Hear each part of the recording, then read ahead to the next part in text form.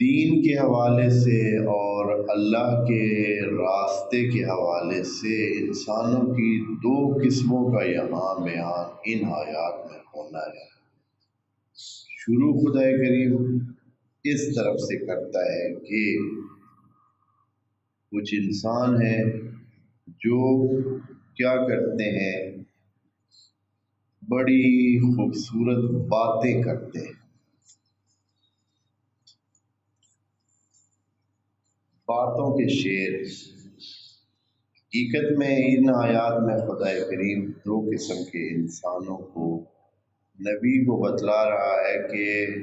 دین خدا کے حوالے سے، راستہ الہی پر چلنے کے حوالے سے انسان دو قسم کے، ابتدائی طور پر کہہ سکتے ہیں دو قسم کے ہیں، پھر آگے ان کی آگے تقسیم ہو جاتی ہے اور وہ درجہ بے درجہ مختلف ہو جاتے ہیں۔ ایک وہ جو ہے جو صرف باتیں کرتے ہیں،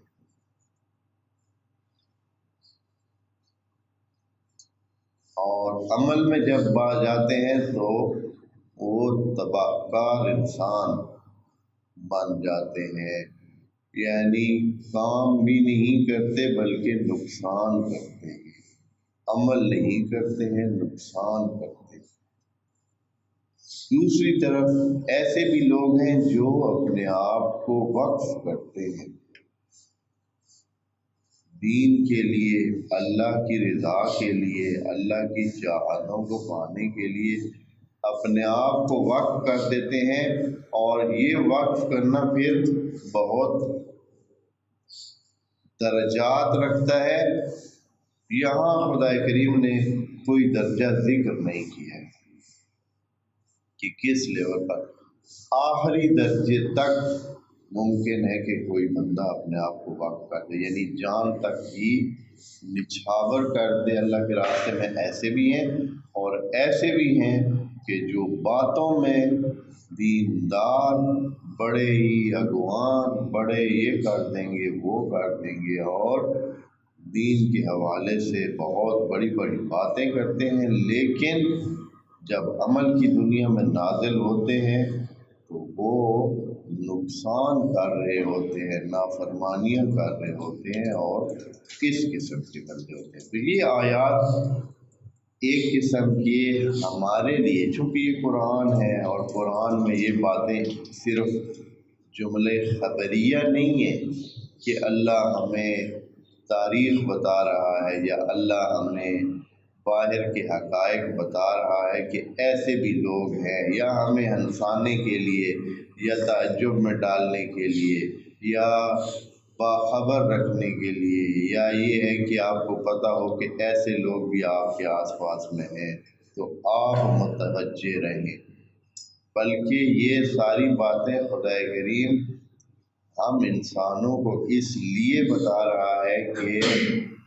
یہ برائی والے فیکٹر جو ہے یا یہ برائی والے عناصر، آپ اس طرح واقع نہ ہوں، آپ اس قسم کی خصلت سے بچیں۔ اور وہ جو دوسری قسم کی خصلت ہے، یعنی جو ایک ایسے انسان کی ہے جو اللہ کے لیے اپنے آپ کو وقف کر دیتا ہے، اپنے آپ کو قربان کرنے کے لیے تیار رہتا ہے، اس طرح کا نہیں۔ کیوں؟ اس لیے کہ اس کے آخر میں جو تبصرہ ہوتا ہے وہ تبصرہ بتاتا ہے کہ ان میں سے اللہ کس انسان کو پسند کرتا ہے، اور ہم سے بھی وہ یہی چاہتا ہے کہ اس انسان جیسے ہم بنیں۔ دیکھیں یہ آیت پڑھتے ہیں، تھوڑا ترجمہ کرتے ہیں، پھر آگے چلتے ہیں۔ 204 نمبر آیت میں یہ شاید، ایک لنک اس کا پیچھے بتا دوں کہ اس کا کیا ربط ہے پچھلی آیات جو آخر میں ایک دو ذکر ہے، اس میں اللہ نے انسانوں کی ایک تقسیم کی تھی، حاجیوں کی تقسیم کی تھی، حاجیوں کی ایک تقسیم کی تھی کہ حاجیوں میں وہ جو حج کر چکا ہے، دیندار ہے، پیسے لگا چکا ہے، محنت کر چکا ہے، قربانی کر چکا ہے، سر منڈوا چکا ہے، اس کے باوجود ابھی بھی اور بیٹھا بھی کعبہ میں ہے اور ادھر ہی حج کے مواقع میں بیٹھا ہے، اور ادھر بھی اس کی دعا کا جو فوکس ہے، جو دعا وہ کر رہا ہے، وہ کیا کر رہا ہے؟ ربنا آتنا فی الدنیا۔ اور دوسری طرف ایسا انسان ہے جو دنیا سے کٹا ہوا ہے، دنیا سے محروم ہو کے اپنے آپ کو پاکیزہ رکھ کر حج کر کے بیٹھا ہے، اور وہ ادھر دعا کر رہا ہے کہ اے اللہ ہمیں حسنہ دینا، اور وہ حسنہ بھی جو تیری نظر میں حسنہ ہے، ہماری نظر کی حسنہ کی بات نہیں ہو رہی، وہ والی حسنہ۔ تو بہرحال وہ جو دو قسمیں انسانوں کی تھی، تقریباً آج یوں سمجھیں کہ وہ دونوں قسمیں آگے ابھی ان کی یہ بھی اسی ٹائپ کی دو آیات ہیں، ایک 204 اور 207 نمبر آیت۔ دیکھیں فرماتے ہیں وَمِنَ النَّاسِ، جب اللہ لفظ ناس استعمال کرتا ہے تو اس کا مطلب یہ ہے کہ یہ بات یونیورسل ہے۔ بات کیا ہے؟ یونیورسل ہے، یعنی کائناتی ہے، یعنی بین الاقوامی ہے، عالمی ہے، یوں کہہ لیں عالمی بات ہے، عالمی بات ہے، یعنی جدھر بھی جائیں یہ فارمولہ اسی طرح نافذ ہوگا۔ اللہ نے بھی اکثر جگہ جہاں جہاں ناس کا لفظ استعمال کیا ہے، اس کا مطلب یہ ہے کہ بات عمومی ہے، صرف مومنین یا مسلمانوں کے بارے میں نہیں ہے، یا اس امت کے بارے میں نہیں ہے، ناس کے بارے میں ہے۔ تو اس کی اتنی وسعت کو کیا کیا گیا؟ مفسرین، سادہ مفسرین نے جو ہے وہ کیا کیا؟ محدود کیا۔ میں یہ باتیں جب کرتا ہوں تو خود مجھے بھی احساس ہوتا ہے کہ کچھ زیادہ ہی وہ ہو جاتی ہیں اس قسم کی باتیں سخت، کہ بھائی پچھلے مفسرین بھی کیوں، یعنی وہ اتنے بھی ناغلط تھے یا اتنے کم توجہ تھے کیا؟ یہ کس طرح کی باتیں ہیں؟ لیکن جو حقائق ہیں وہ یہی ہیں۔ وجہ یہ ہے کہ نبی کے زمانے میں جنہوں نے تفسیر کی باتیں نقل کی ہیں وہ دو قسم کے لوگ تھے۔ خود نبی کی طرف سے تو بہت کم نقل ہوئی، یعنی خود نبی نے تفسیر کی ہو کہ اس کی یہ تفسیر پڑتی ہے، وہ تو ہے ہی نہیں، یا شاذ و نادر ہے۔ جو نبی کے آس پاس میں صحابہ کرام تھے انہوں نے اپنی سمجھ نقل کی۔ مثلا ابن عباس نے کہا ہے کہ اس کا معنی یہ ہے، ضحاک نے کہا ہے یہ معنی ہے، زہری نے کہا ہے یہ معنی ہے، دوسرے نے کہا ہے یہ معنی ہے۔ پھر اس کے ساتھ ایک دوسرا گروپ تھا۔ دوسرا گروپ کون تھا؟ وہ تھے یہودی اور نصرانی، زیادہ تر یہودی، جو اپنی کتابوں کو پہلے سے انجیل اور تورات کو پڑھ کر ان کی تفسیریں، ان کی تعویلیں اور ہر چیز وہ اپنے ذہن میں رکھتے تھے۔ مسلمان یہ تو بیچارے عرب تو کچھ بھی نہیں جانتے تھے، وہ سب چیزیں جانتے تھے۔ پھر انہوں نے ساری باتیں بتائی کہ یہ جو بات نبی، یہ جو قرآن میں بات ہے اس کا اصل مطلب یہ ہے، یہ جو بات قرآن میں آئی ہے اس کی تفصیل یہ ہے۔ یہ جو جناب حوا کا نام کس نے دیا ہے؟ مسلمانوں نے نہیں دیا، یہ انہوں کی طرف تھی۔ جناب آدم کے دو بیٹے تھے، ایک کا نام حابیل تھا اور ایک کا نام قابیل، یہ کس نے نام دیے ہیں؟ یا یہ جو قصوں کی تفصیلیں ہیں یہ ساری کی ساری جو ہے اسرائیلیات ان کو کہتے ہیں۔ مفسرین خود بھی جانتے ہیں کہ بھری ہوئی ہیں، یعنی خود اعتراف شدہ بات ہے جو میں کہہ رہا ہوں، کہ اعتراف شدہ کہ ہماری تفاسیر اسرائیلیات سے بھری ہوئی ہیں، یعنی تفسیر قرآن کی کنہوں نے ہے؟ اہل یہود، اس لیے کہ وہ پڑھے لکھے تھے، وہ علم رکھتے تھے، وہ کچھ نہ کچھ کتابوں سے وابستہ تھے، جبکہ جو ادھر نئے مسلمان ہونے والے تھے یہ بالکل صاف ستھرے تھے، یعنی علم کے حوالے سے، پڑھائی لکھائی کے حوالے سے بالکل ایسے خالی ہاتھ تھے، سوائے چند کے۔ یہ سب کو پتہ ہے کہ ہے نبی کے آس پاس میں کچھ لوگ تھے جو لکھنا اور پڑھنا تھا، صرف چند تھے، مثلاً اگر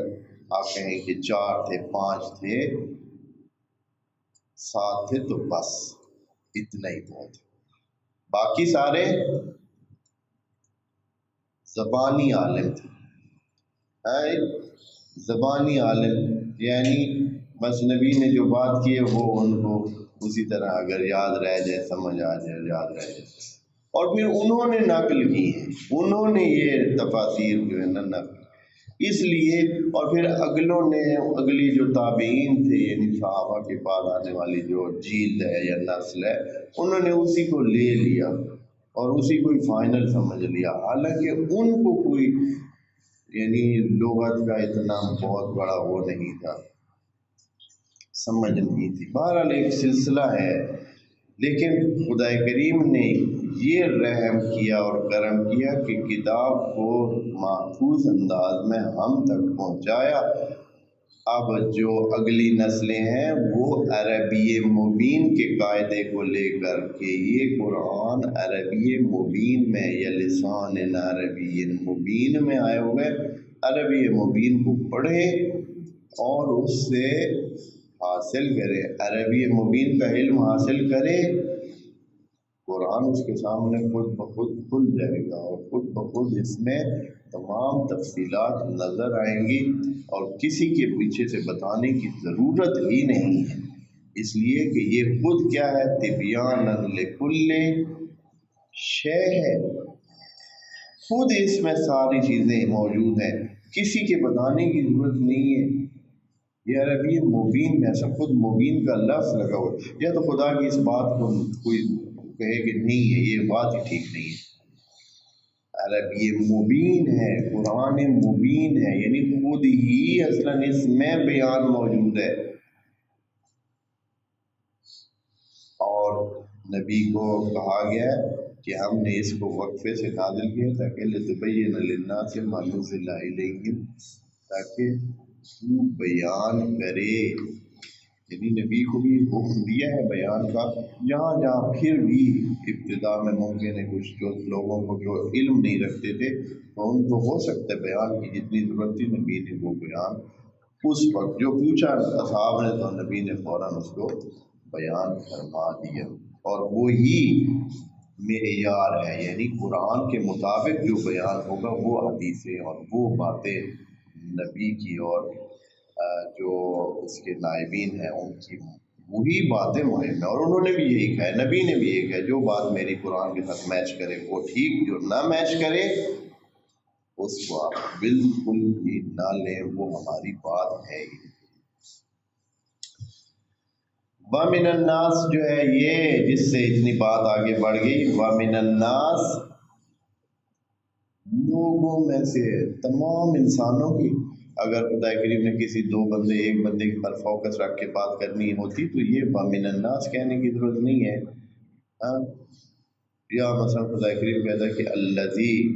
یوں جیسے کہ بعض آیات میں اس طرح بیان ہے کہ جو یہ کرتا ہے تو وہ فلاں ہے، اس کے لیے اللہ کی طرف سے یہ حکم ہے، الذی کہہ کر، یا من الذین یعنی کچھ لوگوں میں سے، ہاں، لیکن یہ کہ وَمِنَ النَّاسِ پورے انسانوں کو آپ رکھ لیتے ہیں کہ لوگوں میں سے ایسے، یہ ناس کا لفظ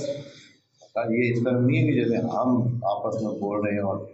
ہم کہہ دیتے ہیں کہ انسانوں میں سے اور لوگوں میں سے کچھ لوگ ہیں جو ایسے کر رہے ہیں، خدا کی طرف سے رکھا ہوا لفظ ہے تو ناس کو ناس ہی لینا چاہیے، تو اللہ جو ہے انسانوں میں سے کچھ لوگوں کی بات کر رہا ہے، اب پورے انسانوں میں سے جہاں جہاں چونکہ یہ عالمی بات ہے تو بس اس کو عالمی لینا چاہیے، یعنی یہ قسم کے لوگ جو ابھی بیان ہو رہے ہیں ہر جگہ مل سکتے ہیں اور ہر زمانے میں مل سکتے ہیں۔ وَمِنَ النَّاسِ مَنْ يُعْجِبُكَ، لوگوں میں سے کچھ ایسے بندے بھی ہیں کہ يُعْجِبُكَ قَوْلُهُ، اس کی باتیں آپ کو بڑی تحسین آمیز لگے گی، یعنی آپ جب باتیں اس کی سنیں گے تو آپ کہیں گے واہ کیا بندہ ہے، کیا ہی اچھا بندہ ہے، کیا ہی نیک بندہ ہے، کیا ہی کارآمد بندہ ہے، کیا ہی فائدہ پہنچانے والا بندہ ہے، کتنا اس کے پاس مثلا فائدہ دینے کی صلاحیت ہے، اہلیت ہے، کتنی سلسلوں والا بندہ ہے۔ ایسی ایسی باتیں کرے گا بیٹھ کر کہ ہاں کوئی بات نہیں ہے، ہم یوں کر دیں گے، یہ کر دیں گے، آئے آپ کے ساتھ مل کر یہ کر دیں گے، اچھی اچھی باتیں بڑی کریں گے۔ یو اجیبو کا، یہ جو یو اجیبو کا لکھا ہوا ہے، جب یہ نبی کو کہا جاتا ہے کا، یہ ایک خطاب کی وہ ٹون ہے یا وہ طریقہ کار ہے کہ اس سے مطلب یہ نہیں ہے کہ صرف آپ کو، یعنی کسی کو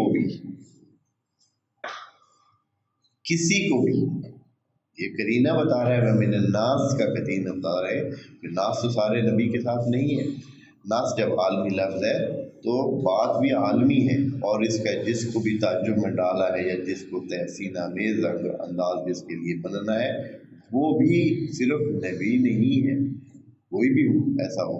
تو بس لوگوں میں کبھی کبھار آپ کو، جیسے ابھی یہ ایسے کہہ رہے جیسے آپ کو بھی ایسے ہو سکتا ہے کہ آپ کے آس پاس میں بھی ایسے انسان ہو جو آپ کو اس کی باتیں بڑی ہی تحسین آمیز لگے۔ اچھا، من یعجبو کا، یہ جو اعجبا کا فعل ہوتا ہے، اعجبا یعجبو، یعنی جب کوئی چیز انسان کے اندر اچھے تاثرات پیدا کرے، جب کوئی بھی چیز انسان کے اندر اچھے تاثرات پیدا کرے تو اس کو کہتے ہیں اعجبا۔ یعجبو کا یعنی وہ آپ کے اندر تحسین آمیز تاثرات پیدا کرتا ہے، کیا اس کا قول،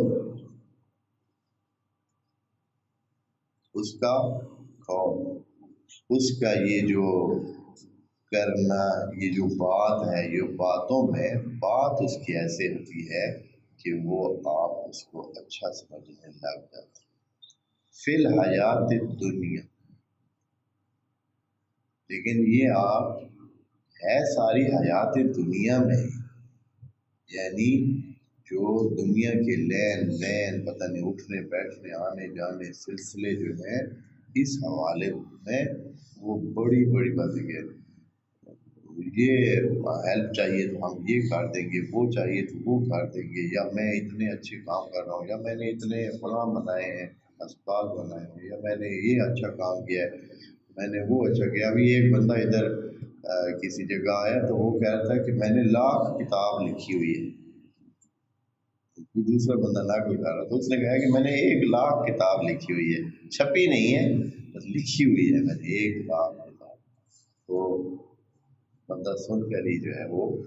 حیران رہ جاتا ہے کہ 1,00,000 کتاب۔ تو اس طرح کی باتیں کرنے والے بہت ہیں، اور آپ بھی معاشرے میں دیکھتے ہیں کہ کئی بندوں نے وہ جو اپنے شہر سے دور رہتے ہیں تو وہ ادھر،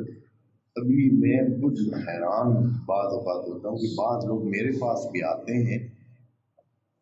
وہ اپنی ایسی ایسی باتیں کرتے ہیں کہ پتہ نہیں، بعد میں جب ان کو حقیقت میں دیکھا جاتا ہے کہتے ہیں کہ ایسے نہیں ہے، وہ بہت دور ہے، اس قسم کی کوئی بات ہی نہیں، جتنی باتیں وہ یہاں کر کے گئے ہیں بڑی بڑی کہ ہم اس طرح ہیں، ہم اس طرح ہیں، ان میں سے کوئی بھی ٹھیک نہیں۔ کتنے ایسے لوگ خود ہمیں مل کے جاتے ہیں اور اسی اثناء میں وہ اپنا جو ان کا مطلب ہوتا ہے وہ بھی سامنے رکھ دیتے ہیں، اور پھر جو ہے کیا کرتے ہیں جی، وہ آپ دھوکہ کھا جاتے ہیں۔ بہرحال اب ادھر میں ان دھوکوں کی یا ان بڑی تفصیلات کچھ بیان نہیں کرنا چاہتا ہوں۔ خدا کریم فرماتا ہے فَمِنَ النَّاسِ مَن يُعْجِبُكَ قَوْلُهُ فِي الْحَيَاةِ الدُّنْيَا، اس حیات دنیا میں یعنی خدا کریم ہے کہ پرلی طرف ایسی کوئی بات نہیں کرے گا، ادھر تو سب کے ہوش کیا ہو جائیں گے، ٹھکانے آ جائیں گے جب محشر کا وہ میدان لگے گا، یوم القیامہ سے صورتحال ایسی ہو کہ قیامت یعنی اس یوم کی حاضری سے پہلے ہی جو قیامت کے واقع ہونے کے ابتدائی سلسلے ہیں وہ بھی اس طرح بھیانک اور اتنے ہیبتناک ہوں گے کہ انسان اپنے ہوش جو ہے وہ کیا کھوئے ہوئے ہوگا۔ قرآن کے مطابق بطر الناسا سکارا، آپ کو ایسے لگے کہ سارے مدہوش پھر رہے ہیں، وما ہم بے سکارا، مدہوش ہیں نہیں، لگ ایسے رہا ہے کہ مدہوش ہو گئے، سب کے ہوش اڑے ہوئے، جبکہ یہ مست نہیں ہوئے، کوئی چیز انہوں نے نہیں پی ہوئی۔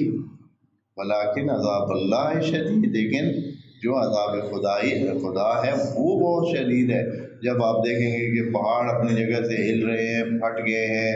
آسمان اس طرح جو ہے وہ تلپٹ ہو رہا ہے اور پتہ نہیں کیا سے کیا ادھر سے ادھر ہو رہے، تو آپ کے ہوش حواس ہی اٹھ جائیں گے، اور اصلا پھر کوئی بندہ جھوٹ بولنے کی گنجائش اس میں رہ ہی نہیں، یا کوئی اس طرح بڑی باتیں یا غیر حقیقی باتیں کریں۔ لیکن خدا کریم فرماتا ہے وَيُشْهِدُ اللَّهَ عَلَى مَا فِي قَلْبِهِ،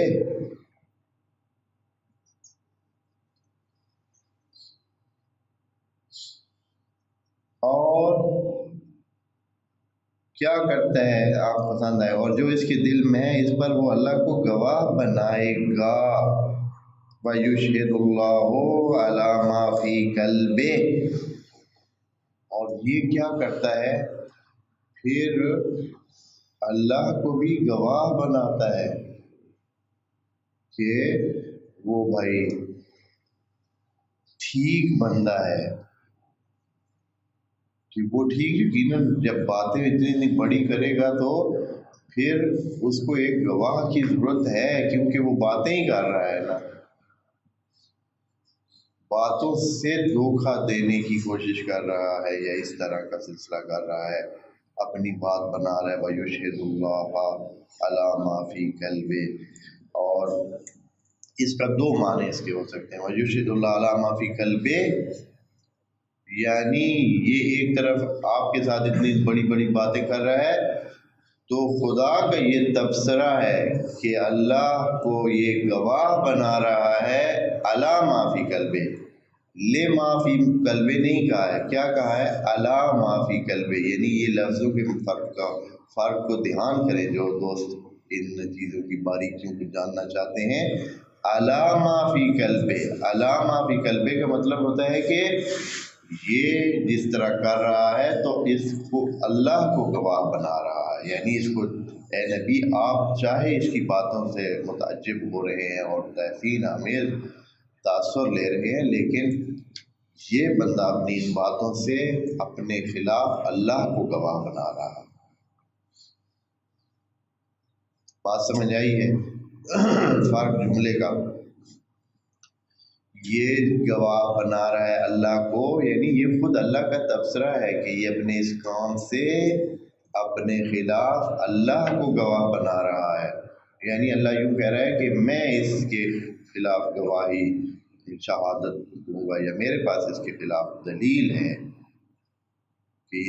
یہ جو باتیں کر رہا ہے تو اس کو ان باتوں کا جواب دینا ہوگا۔ وَيُشْهِدُ اللَّهَ عَلَى مَا فِي قَلْبِهِ، یعنی اللہ کو گواہ، یہ یوں سمجھے کہ اس کی باتوں کو اگر اور کوئی نہیں سمجھ رہا ہے تو اللہ اس کی باتوں کو سمجھ رہا ہے، اور اللہ دیکھ رہا ہے جو اس کے دل میں باتیں یہ اور کر رہا ہے، لیکن اس کے دل میں جو ہے اس پر کون گواہ ہے؟ یعنی یہ اپنے کام سے اللہ کو اپنا گواہ بنا رہا ہے، کیونکہ دوسرے تو اس سے متعجب ہو رہے ہیں، دوسرے تو اس سے متاثر ہو رہے ہیں، لیکن یہ بندہ اپنے خلاف اللہ کو، یہ اللہ سے بات یہ سمجھ آتی ہے۔ دیکھیں عربی کے یہی کہ آپ کس چیز سے اس کو متعدی کرتے ہیں، اللہ سے یا لام سے یا الہ سے، یا ہر ایک کے متعدی کرنے سے ایک معنی دوسرا ملتا ہے کلمے کو۔ تو یہاں فرمایا کہ وَيُشْهِدُ اللَّهَ عَلَى مَا فِي قَلْبِهِ، یہ اللہ کو ایک قسم کا اس اپنے عمل سے گواہ لے رہا ہے اپنے خلاف۔ وَهُوَ أَلَدُّ الْخِصَامِ، اور خدا کا جو یہاں تبصرہ ہے وہ یہ ہے کہ یہ بڑا ماڑا دشمن ہے، بڑا ہی ویری دشمن ہے، اس کو آپ دوست نہ سمجھیں جس کی باتوں سے آپ متاثر ہو گئے ہیں، باتوں سے ایسے بھی لوگ ہیں۔ بس خدا کریم نبی کو فرماتا۔ البتہ یہاں ایک چیز جو بہت مہم ہے وہ یہ ہے کہ نبی کے حوالے سے یہ بات ہے کہ آیا جو انسان نبی کے آس پاس میں یا نبی کے سامنے جو کچھ کرتے تھے تو آیا نبی ان کی تمام حرکات و سکنات کی اصل وجہ جانتے تھے یا نہیں جانتے تھے؟ یہ قرآن ہے، قرآن ہمیں بتا سکتا ہے، ہمیں جو باتیں ہیں کہ نبی کو علم ہوتا تھا یا نہیں ہوتا تھا، کتنا علم ہوتا تھا، وہ ساروں کے حقائق جانتے تھے یا نہیں جانتے تھے، جسے آپ علم غیب کہیں۔ آیا وہ علم غیب اس طرح کا جانتے تھے کہ ہر بندے کے ہر بات کو وہ بس جانتے ہیں کہ وہ کیا ہے کیا نہیں ہے، اندر سے کیا اس کی سوچ ہے، اندر سے کیا کر رہا ہے کیا نہیں کر رہا ہے؟ آیا اس طرح کی ساری معلومات ان کے پاس تھیں یا نہیں تھیں؟ اب یہ قرآن کے پاس آتے ہیں، یہ آیت بتا رہی ہے کہ ایسا کوئی علم نہیں رکھتے تھے، اس لیے کہ وہ بندہ آ کر موٹی موٹی باتیں کر رہا ہے اور ایسے چوڑی چپڑی باتیں جو ہے وہ نبی کے سامنے کر رہا ہے، اور نبی اس کی باتوں سے کیا ہو رہے ہیں؟ متاثر ہو رہے ہیں۔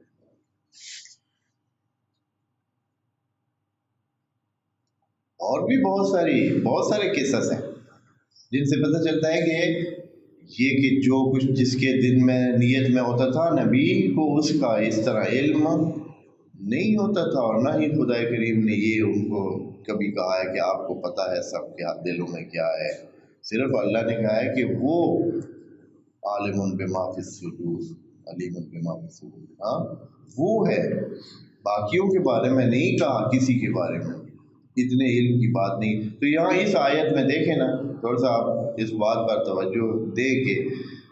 نبی کو کہہ رہے ہیں کہ آپ اس کی باتوں سے متاثر ہوتے ہیں، لیکن اللہ گواہ ہے اس کے خلاف، اور یہ اپنے اس کام سے اللہ کو اپنے خلاف گواہ بنا رہا ہے، اس لیے کہ یہ کسی کو جو ہے وہ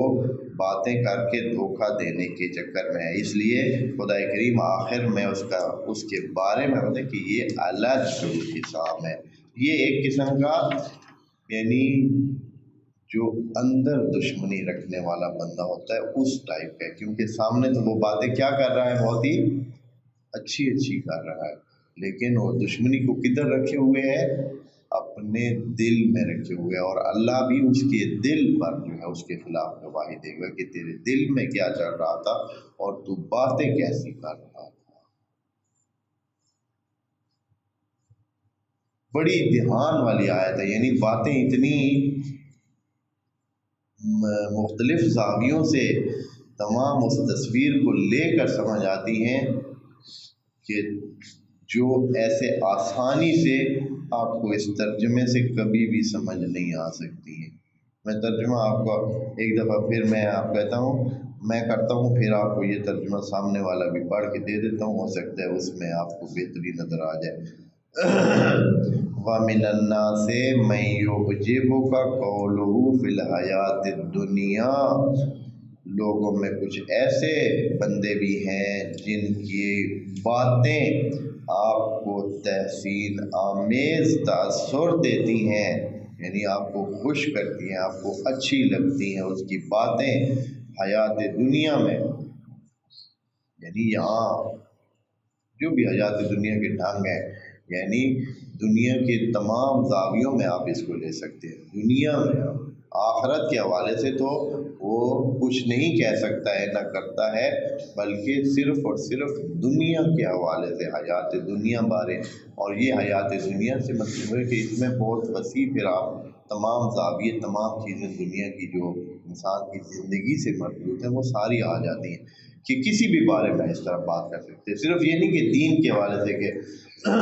میں مثلا ایسے کرتا ہوں، ویسے کرتا ہوں، یا میں اتنا دیندار ہوں، یا میں اتنے روزے رکھتا ہوں، اتنا نہیں، تمام جو حیات دنیا کے کام ہیں، چاہے اپنی کھیتی باڑی کے بارے میں ہو، اپنے گھروں کے بارے میں ہو، اپنے بچوں کے بارے میں ہو، اپنے بارے میں ہو، کوئی پتہ نہیں کیا کیا کارناموں پر اس طرح وَيُشْهِدُ اللَّهَ عَلَى مَا فِي قَلْبِهِ، اور اپنے اس کام سے وہ اللہ کو گواہ بنا لیتا ہے، اللہ کو گواہ بنا لیتا ہے اپنے خلاف جو اس کے دل میں ہے جب اس طرح کی بات کرتا ہے، اس لیے کہ خدا کریم جب اس کو دیکھ رہا ہے کہ یہ بات زبان سے اور کر رہا ہے اور اس کے دل میں اور بات ہے، تو اللہ اس کا گواہ خود بن جاتا ہے۔ وَهُوَ أَلَدُّ الْخِصَامِ، یہ ایک جھگڑالو اور دشمنی رکھنے والا دشمن ہے۔ الد یعنی وہ جو لددا، اس سے الد افعل التفضیل آتا ہے، یعنی یہ بہت ہی آگے ایک اور حکم ہے کہ لدا یعنی بہت ہی جھگڑالو ٹائپ، اور ایسے جس کے اندر دشمنی کی لہر دل میں موجود